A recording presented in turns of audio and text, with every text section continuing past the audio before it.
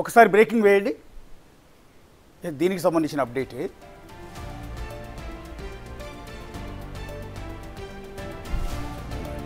Yes sir, కశ్మీర్లో 75 మంది టెర్రరిస్టులు యాక్టివ్గా ఉన్నట్టు అంచనా వేస్తూ ఉన్నారు. సో నిన్న అటాక్ చేసింది కూడా ఈ టీంలోంచి అయి ఉండొచ్చు. పాకిస్తాన్ నుంచి 115 మంది టెర్రరిస్టులు వచ్చినట్టుగా ఐడెంటిఫై చేశారు. సో ఇండియన్ ఆర్మీ కూడా అదేవిధంగా పాకిస్తాన్ నుంచి 115 మందికి పైగా టెర్రరిస్టులు చొరబడినట్టుగా భావిస్తోంది.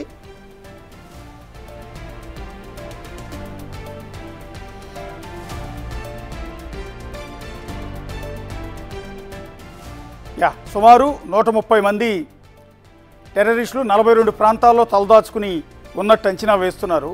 అంటే కేవలం ఈ ఒక్క ఇన్సిడెంట్తోనే పూర్తవలేదు, ఇంకా మరికొన్ని దాడులు చేసే అవకాశం ఉందని కొంత తెలుస్తుంది. ఎల్ఓసి దగ్గర హై అలర్ట్ ప్రకటించిన పాకిస్తాన్ ఆర్మీ,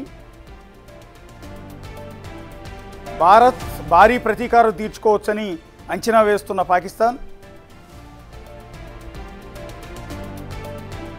పెహల్గావ్ అటాక్లో పాకిస్తాన్ పాత్ర ఉన్నట్టుగా నిర్ధారణ అయింది.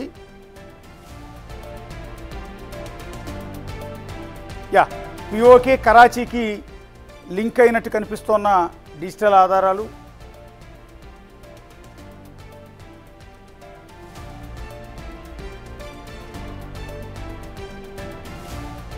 కశ్మీర్లో సుమారు 75 మంది టెర్రరిస్టులు యాక్టివ్గా ఉన్నట్టు అంచనా వేస్తున్నారు ఆర్మీ అధికారులు. పాకిస్తాన్ నుంచి 115 మంది వరకు టెర్రరిస్టులు వచ్చినట్టుగా భావిస్తున్నారు. 42 వివిధ ప్రాంతాల్లో 130 మంది వరకు టెర్రరిస్టులు తలదాచుకుని ఉన్నట్టుగా చెప్తూ ఉన్నారు. ఎల్ఓసి దగ్గర హై అలర్ట్ ప్రకటించింది పాకిస్తాన్ ఆర్మీ. భారత్ భారీ ప్రతీకారం తీర్చుకోవచ్చని అంచనా వేస్తోంది పాకిస్తాన్ ఆర్మీ. పెహల్గామ్ అటాక్లో పాకిస్తాన్ పాత్ర ఉన్నట్టుగా ఒక నిర్ధారణకు వచ్చారు ఆర్మీ అధికారులు. కారణం, కొన్ని డిజిటల్ లింకులు పిఓకే కరాచీకి కనెక్ట్ అయి ఉన్నట్టు గుర్తించారు. దేశ రక్షణ విషయమై కేబినెట్ భేటీకి హాజరు కానున్నారు హోంమంత్రి అమిత్ షా. ఎస్, అది టోటల్గా ఎస్. ఇప్పుడు ప్రస్తుతం 130 మందికి పైగా టెర్రరిస్టులు భారత్లో ప్రవేశించినట్టుగా, చొరబడినట్టుగా కొంత కీలకమైన సమాచారం అయితే అందుతోంది. ఒకసారి కన్క్లూడ్ చేయండి సార్. మీరు చెప్పిన అంకెల ప్రకారం కూడా మనం చూస్తే గ్యాప్ గురించి ఎవరు మాట్లాడలేదు. 15 నుంచి 20 మంది లోకల్ టెర్రరిస్టులు కూడా ఉన్నారు దాన్ని. ఓకే, మిగతా వాళ్ళందరూ బయట నుంచి వచ్చిన వాళ్ళే.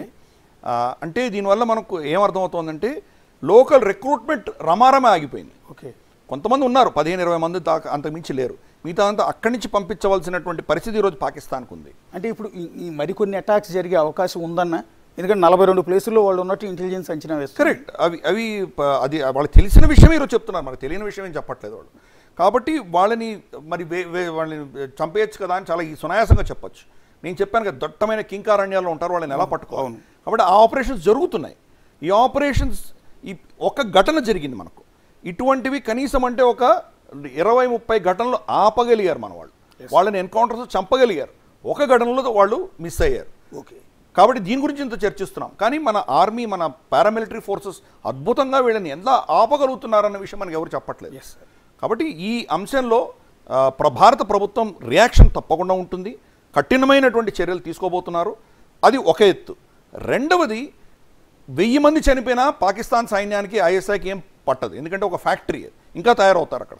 వాళ్ళని ఎదుర్కోవాలంటే కనుక దాని వెనకాల ఉన్నటువంటి శక్తులని వాళ్ళకి నొప్పి కలిగేంత వరకు మనం తీసుకువెళ్తేనే వాళ్ళని ఆపగలము. భారత ప్రభుత్వం దీర్ఘకాలీనంగా వాళ్ళకి ఎటువంటి శిక్ష వేయాలి అని ఆలోచన చేస్తున్నారు. ఇప్పుడు తీసుకునేటువంటి ప్రతీకారం గతంలో బాలకోట్లో కొట్టినట్లు కానీ ఊడి సర్జికల్ స్ట్రైక్ వల్ల వాళ్ళకి పెద్దగా నష్టం ఉండదు. కాబట్టి పెద్ద దెబ్బ కొట్టబోతున్నాము. చాలా దీర్ఘకాలీనంగా ప్లానింగ్ జరుగుతున్నది. రాబోయే రోజుల్లో పాకిస్తాన్ అధపాతాళంలో వెళ్ళే దిశగా భారతదేశం చేయబోతున్నది. ఇజ్రాయెల్ 7th అక్టోబర్ 2023 ఎటువంటి కీలకమైన రోజో, ఈ రోజు 22nd ఏప్రిల్ 2025 భారతదేశంకి అటువంటి కీలకమైన రోజు. పాకిస్తాన్ మాత్రం అధపాతాళంలోకి తోసేటువంటి ప్రయత్నం మనం చేయబోతున్నాము.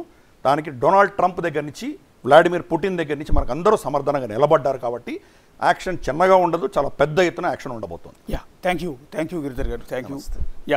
అది సో ఇప్పుడు జరిగిన ఘటన తర్వాత ఖచ్చితంగా భారత ప్రభుత్వం రివెంజీ తీర్చుకునే అవకాశం ఉంటుంది. అందుకని భారీ ఎత్తున అటాక్ ప్లాన్ చేస్తున్నారన్న విషయం నేపథ్యంలోనే పాకిస్తాన్ కూడా అలర్ట్ అవుతుంది. అందుకని ఎల్ఓసి దగ్గర హై అలర్ట్ ప్రకటించింది. బహుశా సైన్యాన్ని వాళ్ళు కూడా సిద్ధం చేసుకుని ఉండొచ్చు.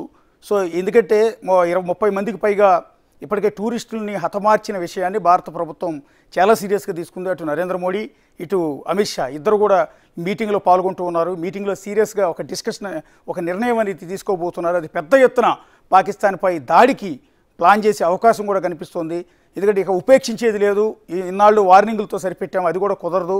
ఇక ఏదైతే గిరిధర్ గారు చెప్పినట్టుగా ఇజ్రాయెల్ కనుక హమాస్ మొత్తాన్ని తుడిచిపెట్టడానికి ఎంటైర్ గాజాని ఏ విధంగా అయితే తుడిచిపెట్టేసిందో ఆ తరహాలో భారత్ కూడా పాకిస్తాన్లో ఉన్న టెర్రర్ అడ్డాల్లో ఈ రకమైన దాడులు చేసే అవకాశం ఉందని కూడా చాలా క్లియర్ వార్నింగ్స్ అయితే బయటకు వస్తూ ఉన్నాయి. ఒక విధంగా పాకిస్తాన్ కూడా వణుకుతోంది ఈ ఘటన తర్వాత. ఏం జరగబోతుందో చూద్దాం.